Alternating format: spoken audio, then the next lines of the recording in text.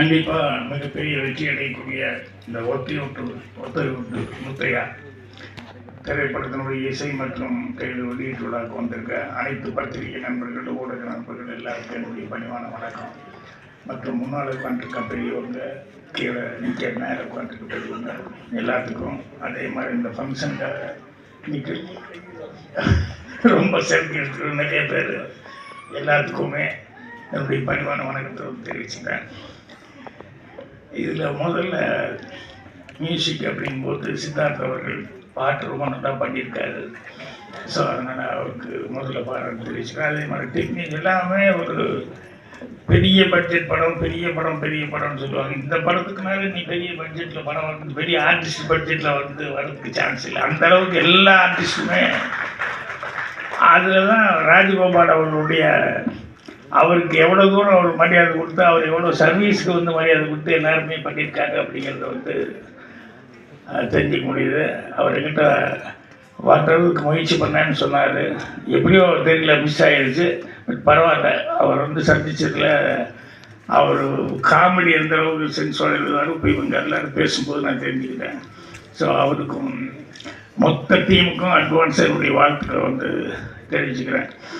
ஏன்னா அந்த கடைசியில் விடும்போது எப்போ லைட் ஆஃப் பண்ணிடுவாங்களோ, எப்போ இது பண்ணிடுவாங்களோ அப்படின்னு சொல்லிட்டு அந்த ஒரு டென்ஷனே இருக்கும். இருந்தாலும் ராஜன் சார் என்னை பற்றி பேசும்போது நல்லா அவர் சொன்னார், கவனிச்சது போகிற அவர் இந்த பாவாடியை. ஆனால் கடைசியில் சொல்லும்போது பாக்கியராஜ் சொல்லி என்னை எழுதிக்கிட்டாங்க பாருங்க. இது பல தடவை நான் கவனிச்சிருக்கேன். எல்லாரும் அந்த மாதிரி போயிட்டு கடைசியில் பாக்கியராஜ் என்ன கொண்டு சொல். ஸோ இந்த படத்தில் மணி அவர்களை பற்றி சொல்கிறதுக்கு மணியான ஒரே ஒரு விஷயம், நிறைய விஷயம் சொல்லலாம். இந்த யுகத்தில் சொல்லுவாங்க இல்லையா, இப்போ கலியுகத்தில் இருக்கோம், இதுக்கு முன்னால் 3 யுகம் அப்படின்னு சொல்லுவாங்க.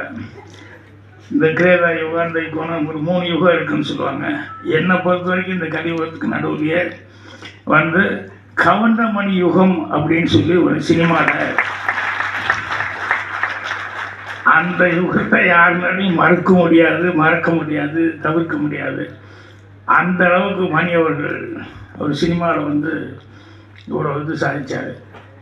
எனக்கு எல்லாமே அந்த 92 சீனில் உட்காந்துருக்கும்போது மணி மெல்ல வருவார், வந்துன்னு என்ன ஒரு லுக் கொடுப்பார், என்ன ராஜன் அப்படின்னு, வாங்க மணி அப்படின்னு உட்காந்து அப்படி பார்ப்பார். அங்கே வந்து இந்த ஜோசியம் பலன் உங்கள் எதிர்காலம் அப்படின்னு சொல்லிட்டு புக்கு இருக்கு. உடனே மணி எடுத்துட்டு, ராஜன் எனக்கு கொஞ்சம் பாருங்களேன் அப்படின்னு.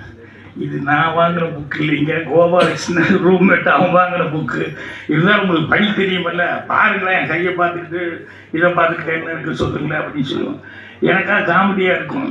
ஏன்னா நமக்கும் ஒன்றும் அதை பற்றி ஒரு பெரிய இன்ட்ரெஸ்ட் இல்லை. ஆனால் ஒரு புஸ்தகம் இருக்குதுன்னு சொன்னோடனே காமிப்பார். அப்புறம் பார்த்துட்டு படிச்சுட்டு, இல்லை கண்டிப்பாக வந்துடுவீங்க மணி, என்னதான் வந்துடுவீங்க அப்படின்னு சொல்லிட்டு.